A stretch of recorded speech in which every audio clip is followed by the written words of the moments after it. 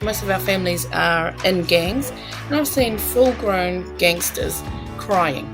They're just in tears at everything that is happening. It's actually healing, that's what it is. And what they're seeing is their little daughter patting the horse or looking at the duckling and just having that kind of an experience. And even with the dads, patting a horse for them, it's an emotional time for them to kind of reconnect back to who they are.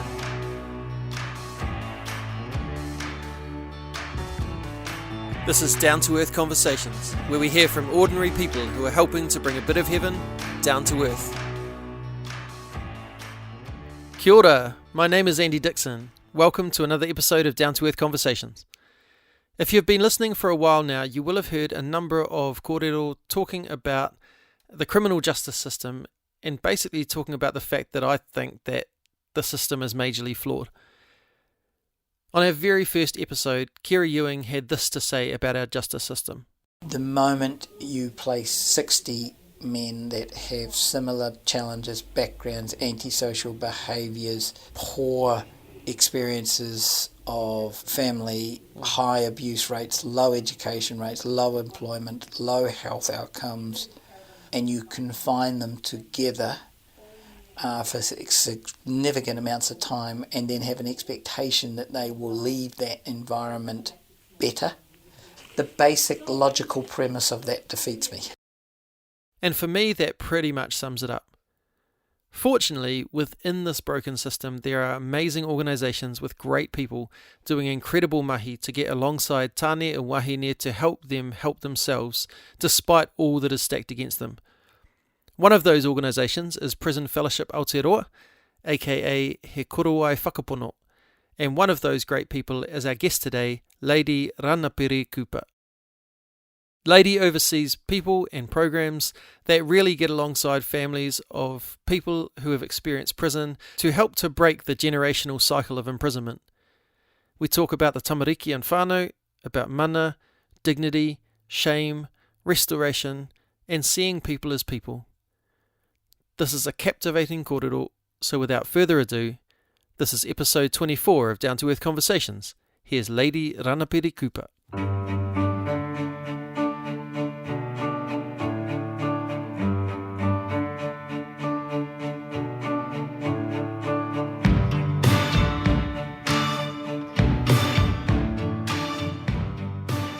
I'm here today with Lady Ranapiri-Kupa.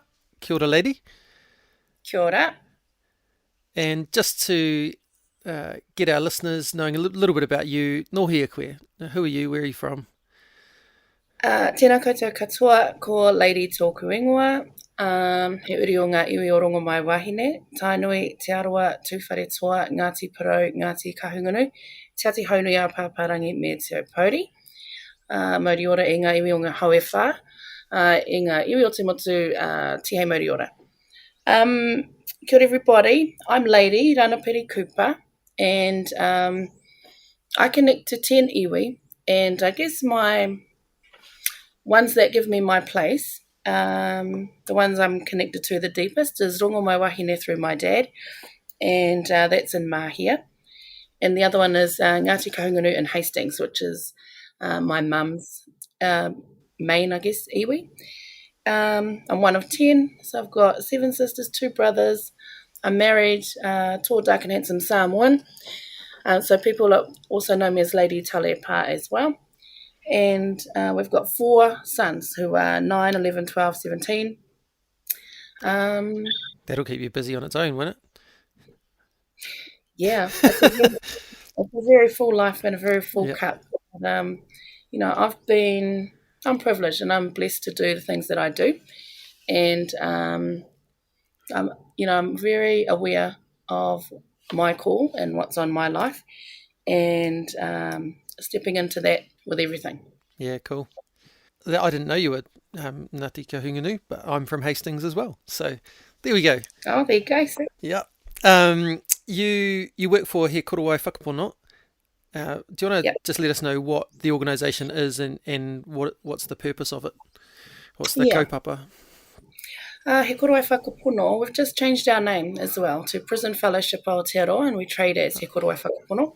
So we were birthed out of a almost 40-year ministry under Prison Fellowship New Zealand, which was closed by its board in 2018. And staff at the time reformed a new organisation, He Korowai Whakapono. And that name, translated, means a cloak of faith. And it was gifted to us through Matua Kim Workman, who was a former National Director of Prison Fellowship New Zealand back in the day, and great mentor and leader for us. And it was also the name of the faith-based unit at Remataka Men's Prison, and it's something, that name is really near and dear to us. We operate now under Prison Fellowship Aotearoa, which is beautiful as well. And our whole kaupapa, the vision is to break the intergenerational cycle of imprisonment. So that's what we're about. And it's doing it through transformational love of Jesus. And fully committed to the people that we're serving and the partnerships that we form around that, especially with our churches, and through the different programs that we offer. So for me personally, it's always about transformation of the other, and I fully believe in the lived experience of someone else. So I believe that we can't take people where we haven't been, and with our programs are co-created with people who've been to prison or people with experience of prison, and they're all about restoring someone's mana. So bringing the dignity back to that person is how we like to approach and view the things that we do. And if we need to, we would adjust along the way. Yeah, and I think, what I've learned is Māori, it's not, my role as Māori is not to educate non-Māori. So if you want to educate an Irish person on Māoritanga, you send an Irish person in to educate that person. And part of that is because we heal culturally, which is with our programs. That's why we've co-created, because the number of Māori in prison is was huge. Yeah. So our programs are designed, but not only with Māori in mind, but because that is, Māori are the ones who are buying Angel Tree, or not buying, but accepting and receiving Angel Tree. So our programs are designed with that. And also I think with us in Aotearoa, New Zealand, when we get it right for Māori, we get it right for everyone. So that's where we start, not send Māori in to educate non-Māori on culture. So we culturally, and that's everything for me. Yeah. That's transformation, And seen lots of, awesome stories and transformational type healing within families and cycles being broken. So I truly believe in what we do. I truly believe in the people that we're called to serve. And, we take responsibility for supporting them to take the next step, whatever that might look like. And we just know and recognise that Jesus is in all of that. No, that's awesome. It's interesting, a few of my guests have talked about, in whatever situation they're in, doing it with the people who are there, and not coming in as some sort of saviour. And I hear you saying the same sort of thing, that actually this isn't about riding in and saving someone, it's about figuring out how do we make this change together. Yeah. Which is such a beautiful way of doing it. Took the words right out of my mouth. I think in our journey as believers, that we take that responsibility on when it's not for us. So we're not the rescuer. Obviously, Jesus is the hero. And also with the families, they don't want to be rescued. They don't want us to rescue them. They want us to love them and just bring them alongside, rather than pull them out of something that we think that they're in when they're actually not in something. Yeah. They've already got love and support around them. And we come in to show love and support, like we're Jesus' hands and feet with that kind of a thing. Yeah, and that's important too, because like you say, they've already got some of that support, and yet you could easily make a whole lot of assumptions about what those people are like. Yeah. And yet actually they're not those people. Yeah. They're people. Bang on. And treating them with mana and dignity. I love that. That's beautiful. How did you get passionate about it? Where did it start for you? Where did it start? When I first came to Prison Fellowship, so what are we now to Israel? 6 years ago, I was PA for my pastor at Elam, and one of the national managers for Prison Fellowship was part of the church, and she advertised a role and gave it to me to put through our church. Can you advertise this? Was it? Yeah. Yeah, right. So I read it and I thought, what a cool role that might be for someone. So then I advertised it, and then I thought, I could do that.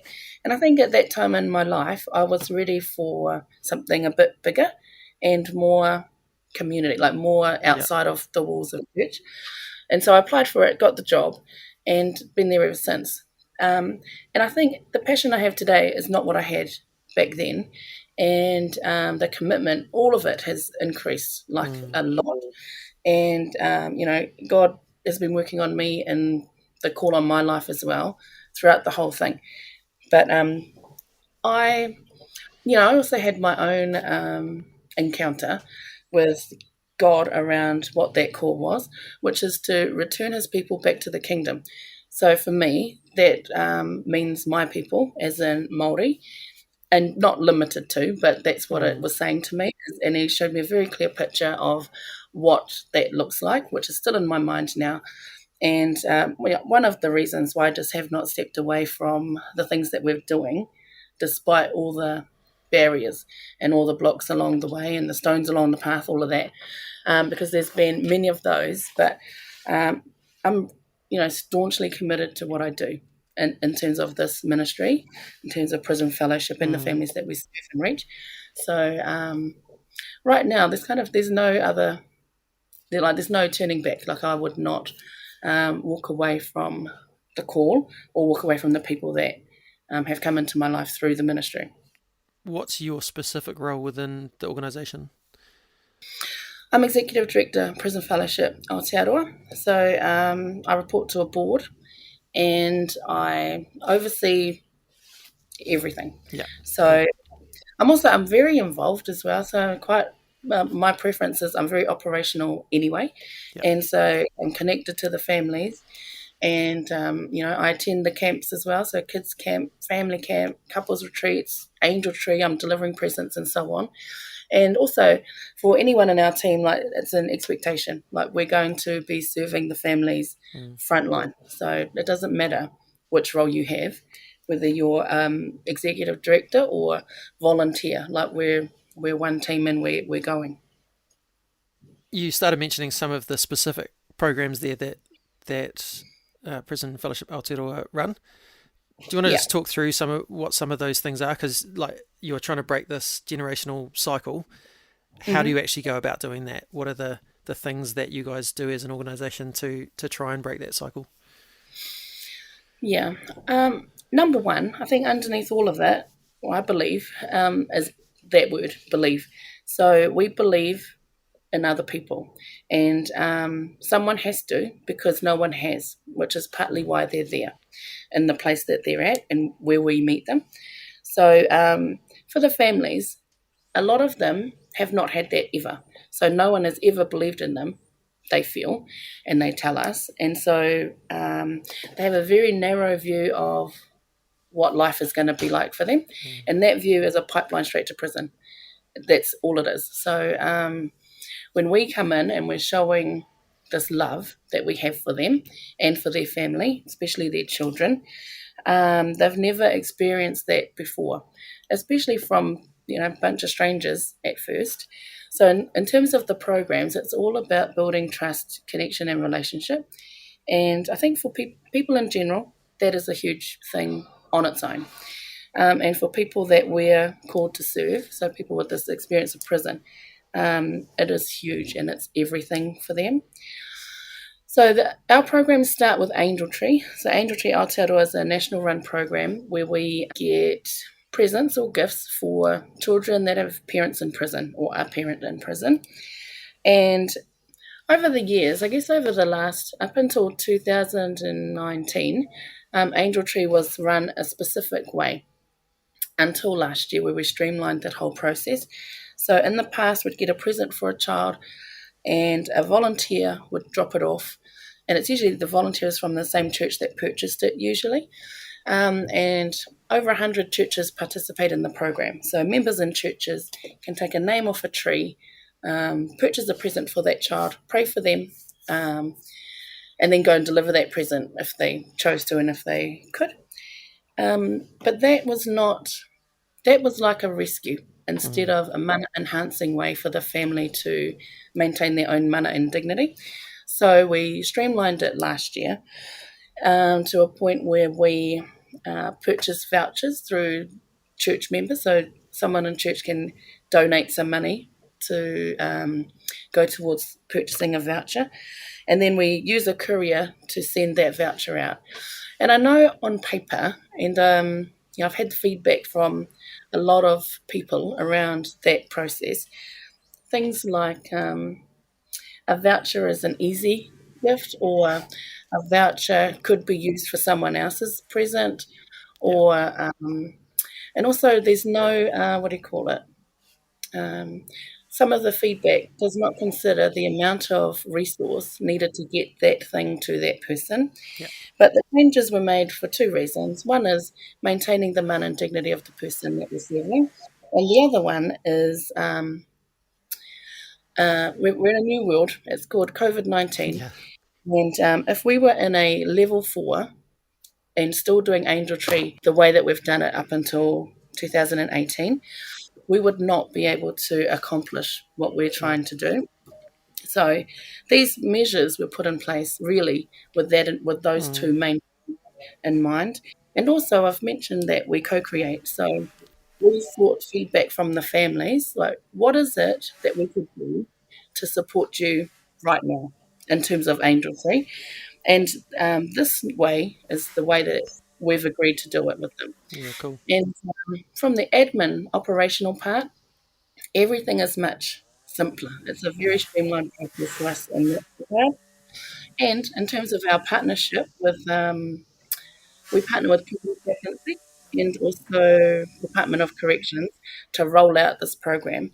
And that was a massive win for them to know that we're not, in their eyes, sending volunteers into places that could be unsafe for them.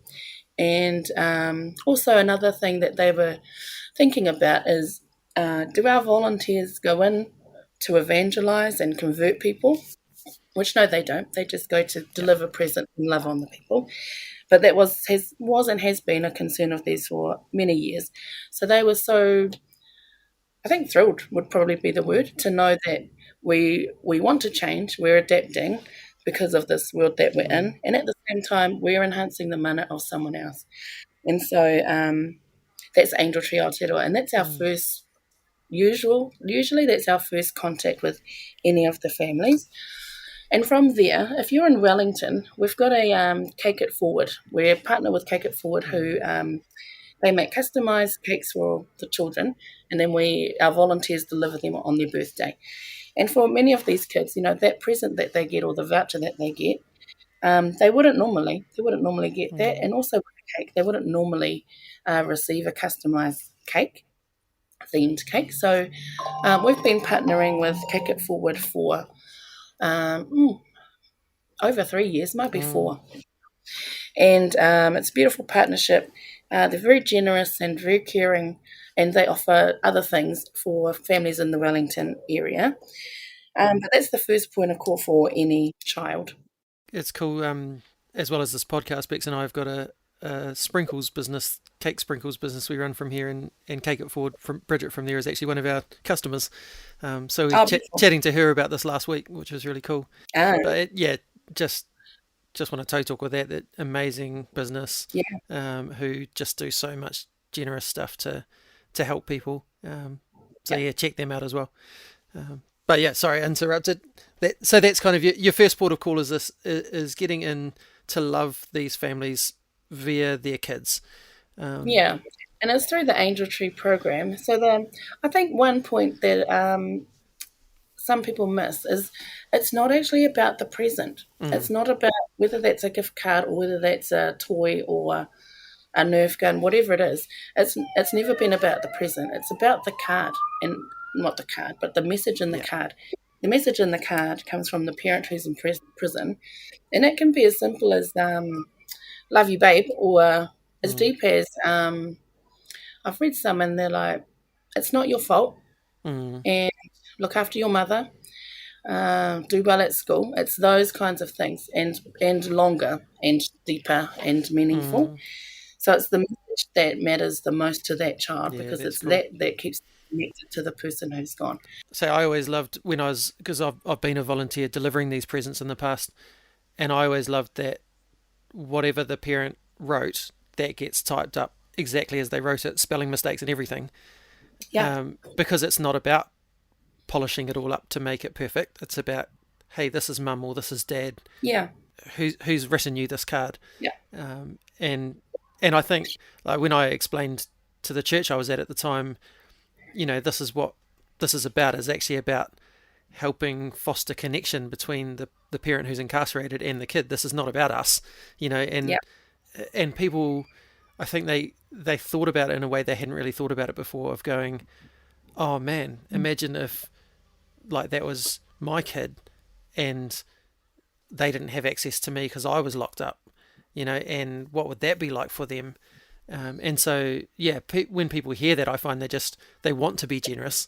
And I love that you've found a way that works for the families as well in a COVID-19 world, where it's not just a handout, it's something that you're partnering with them, but still allowing people to be generous, to be able to fulfill that. So, no, that sounds like some great changes there. And if we had corrected the card, so if the message is, if I received a message, let's make me the child. So if I received a message saying, "Hey lady, Dad loves you. Look after mum, babe," and if I got, saying that out loud sounds reasonable, but my dad doesn't call me lady. My dad calls me Lade, and so we spell it that way, Layd. So if I'm going to, as an administrator, correct the spelling, how am I, as a child, meant to know that came from him? I wouldn't know, because he never calls me lady. He always calls me Lade, and he never calls me babe either. So those messages, they stay as they are, so we don't change anything. Sometimes the parents, they will forget to even write something on, so we might put Merry Christmas, and that's it. We don't put any Love You Babe or anything like that. It's just straight, well, it's actually Mere Kirihi message. So we pop that on for anyone that's missing a message. And after Angel Tree and the birthday cakes, children are invited to camp with us. So we run kids camps alongside partners, and in Wellington the partner is our rancho, and we've done it with a few partners in the past, even what's called Christian Bible Ministries Camp Raglan, and Taitumu Trust is another one. We've got a few, but the camps are amazing. They're so good. And I think one thing that they focus on, it's not just Jesus. So it's leadership, it's confidence, it's all of this other stuff that gets weaved into the camps. We also host a family camp, and those are beautiful. So we take a family away for a weekend, fully catered weekend, and part of it is some of the parents have asked for budgeting advice or communication skills, so we weave that into the weekend. So while mum and dad are doing that, the children are learning how to bake, or they're learning about stories of their ancestors, or anything really. And also they're preparing a picnic. So they prepare a picnic. We take them to Staglands, which is here in the heart.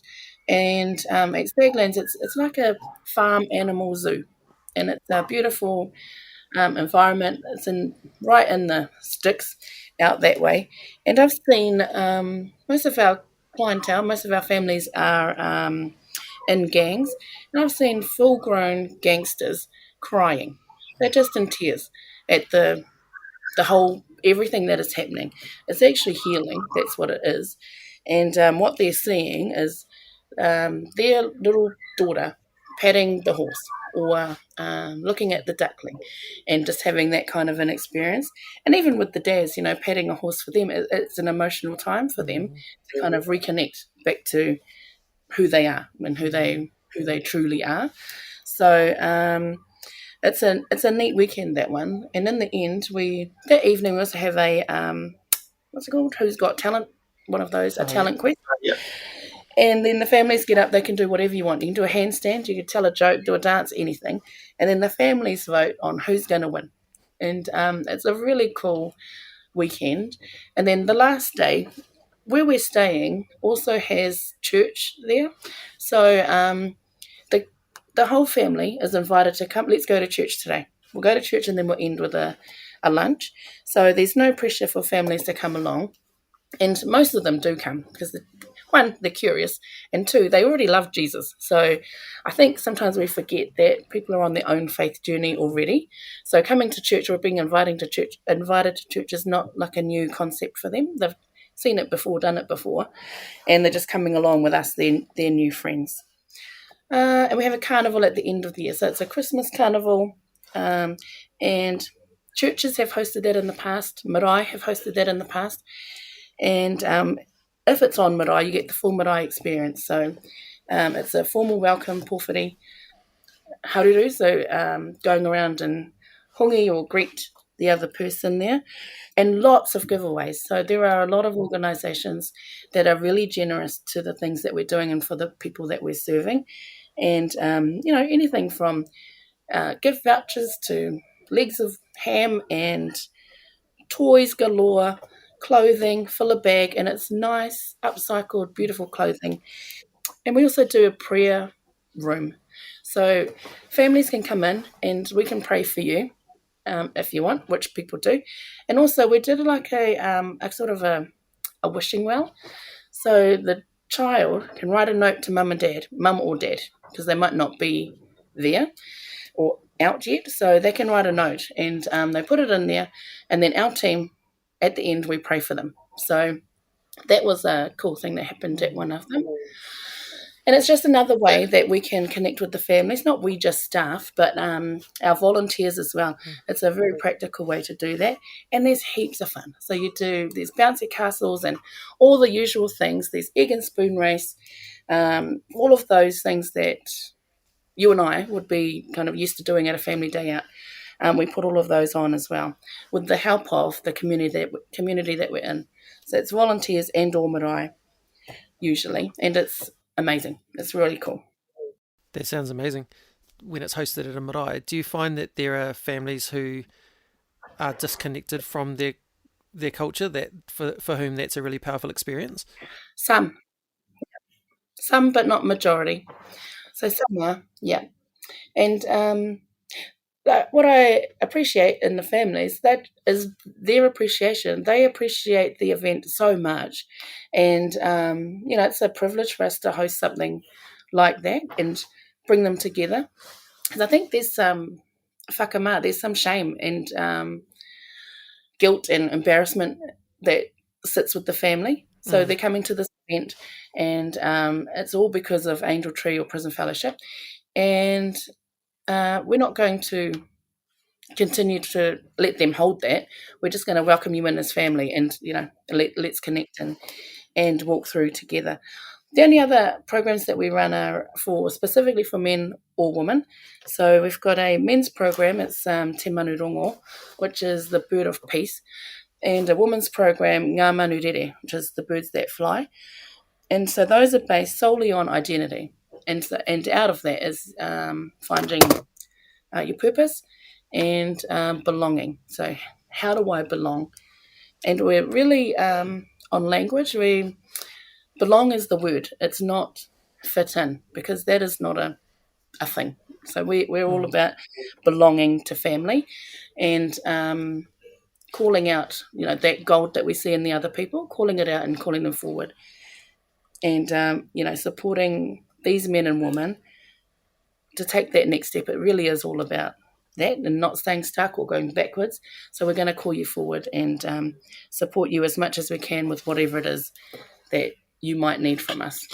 I love that you're the whole way through all of those programs, you're talking about loving people because they're people for a start, and not judging them based on what they've done. But you're also, I guess you were talking about the corrections, wanting to know you went out there trying to evangelize and everything, and yet you're still able to operate in a way that's actually really open and honest about, this is the love of Jesus that that we come with, but you're doing it in a very invitational way from what I'm hearing, in that come if you want to, or there's this available for you if you want it. Which is a non-pushy way. And I guess in my experience, it's when people see you coming with an agenda to convert them, that's when things fall apart. And yet when you come in with the agenda to love them, that becomes a possible conversation. And so, I love the way that you guys are structuring things, and the way that you're talking about that. What sort of difference have you seen this making for families? Freedom. That's the difference. So having someone believe in them is huge. It's the biggest thing ever, because they haven't experienced it as much as even me, as much as I have. And the freedom it gives them to know who they are. It's that, and know that they're loved. And even if I think about my own journey and how Jesus changed me, I know now that he saw me before I saw him. So to know that about these families as well is a big deal. To know that he loves them right now, before they give their life, or before they declare that he's their Lord and Saviour out of their mouth, or whatever it is. Like, he loves them already. And so the judgment, it's not mine. It's not mine to carry. And also the language we use. So we are committed to doing away with deficit labelling language. So we purposely call our families family, and we call them people who've experienced prison. So we don't use this word, which is prisoner. We don't use it at all. So, and it's really important to us that we do that and keep that at the front, because they are people, number one. So it's not prisoner, it's not criminal, and just me saying that out loud, like, I don't even like it coming out of my mouth, but they're people who have experienced prison, and families who have experienced prison. So I'm not a prisoner. I'm not a prisoner's kid or a PK or whatever the term might be. And enough with the labelling already, Yeah, that's huge. And I guess that helps also break some of those stereotypes, both for people who are part of these families and for people outside who are coming in to volunteer and things like that. Yeah. I think some of the like the how we do it is that, so believing in someone, calling them forward, seeing the gold in them, showing them it's not this narrow way straight to jail. There's options out there and you can access them. So we're going to believe in you, and we're actually going to help you set the goals to get you where you want to get to next. The systems are broken. Yeah, They're so broken. Yeah. The system. So, we're looking at the end part. So people are coming out down the river kind of thing. Yeah. But we're not looking at who's pushing them in. Totally. And it's that. Yeah. It's that part. So yeah. What do you see as some of the biggest stereotypes about people in prison that you just wish that society could forget about? The things that you hear from people outside of the prison system that you go, actually, these people are not like that. They don't see people. They don't see that they're just people. We're all just a person. One, they don't see that they're loved by Jesus today. Not when they get better, or when they stop doing stuff, or when they leave the gang, or So it's that simple. So they're people, and Jesus loves them. So what is stopping you from loving them, or what are you avoiding from showing your love to a person? Yeah, that's all I got. Yeah, no, that's beautiful. I I worked a number of years ago for Pathway Trust who do Right. prison reintegration, and I was working in their employment wing rather than actually as the social worker, but that was an experience that helped shed a whole lot of stereotypes for me. That, you know, I guess having never engaged on that level of going, well, these are people, it's easy to make them other, you know, that they're those people again, and separate them from yourself. And when I was working alongside with these guys, I realized actually they're just guys, you know, we're just human beings working together. We had different starts in life. We had different people believe in us or not, and different situations that came up that have led us to wherever we've got to. But yeah, definitely. I mean, I'll never again say they should just get off their bums and get a job, because I've seen how hard some of these guys have worked to try and get employment after being in prison, and Yes. it's just not easy. It's not that simple, and part of that is because we treat them as something other than people. So I love that, that's a big focus for you guys. If people want to support what you guys are doing, how could they go about that, and how can they find out more about Prison Fellowship Aotearoa? We make it really easy for people to support. Number one, pray. Pray for us and pray for the ministry that we've got in our hands, and pray for the families that we're serving, and pray for the decisions that we're making. So that would be number one. Number two, financially you can give online. So if you look at hekorowaiwhakapono.nz, you'll find links in there, and you can support us that way. I think another way, I haven't really thought about it too much, but in terms of, what do you call it? Funding. So if there are funding opportunities that you think would benefit us, let us know. So we're not funding experts. We go after funding like every other nonprofit in the country. And that would be helpful if someone knows about that and how to access funding that completely aligns with our values. So that would be a good one. And get involved. So get involved with Angel Tree is probably the easiest thing that you could ever do.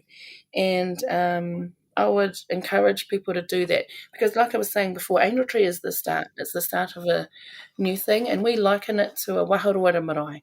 So when you're coming on to a marae, you gather at the waharo or at the gate, and that's Angel Tree for us. So you gather there, and then you come through, and there's a whole other pathway for you inside once you get through. So it could be the kids' camp, a teenage camp, a retreat for your parents, a family camp, the carnival. It could be a number of things. So, that's how you would get involved. Yeah, mainly online and prayer. Or, like, we've got an intercessory team in Wellington who pray for us, and they're in regular contact about what we do and how they can best support us in prayer. And I think they gather once a month, or it might be more often than that. And so they're always asking us, what is your biggest need right now? Because we're going to lift that up. And as we know, prayer is powerful.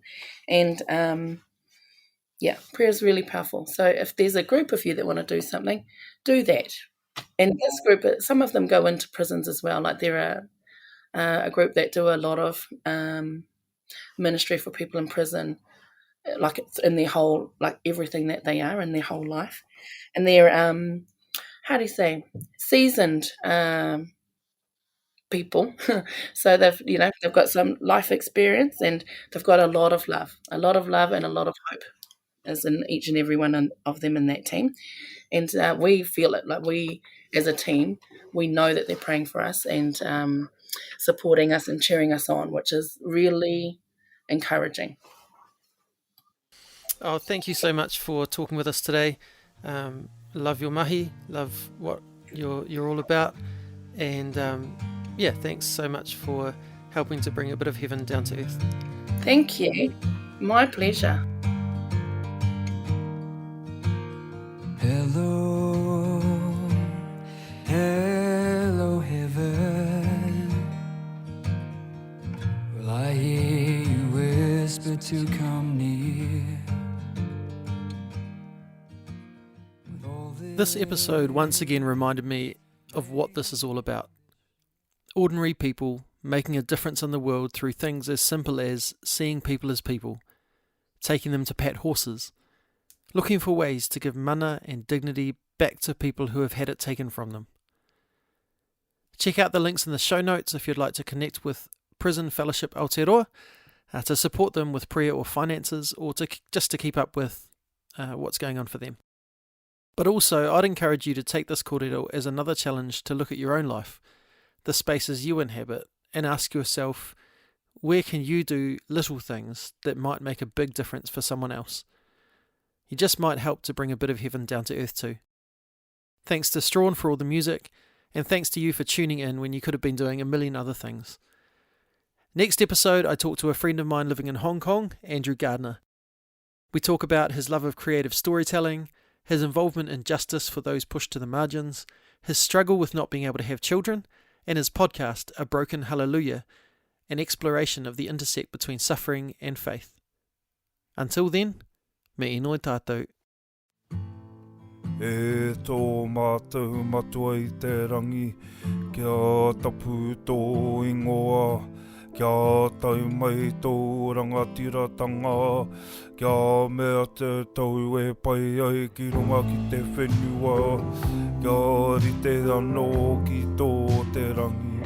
Humai kia mātou ai nei, he taro mā mātou mō tēnei rā. Muro mātou hara, me mātou hoki e muru nei I o te hunga, e hara ana kia mātou. Aua hoki mātou e kawea, kia whakawaia, engari whakaorangi a mātou I te kino.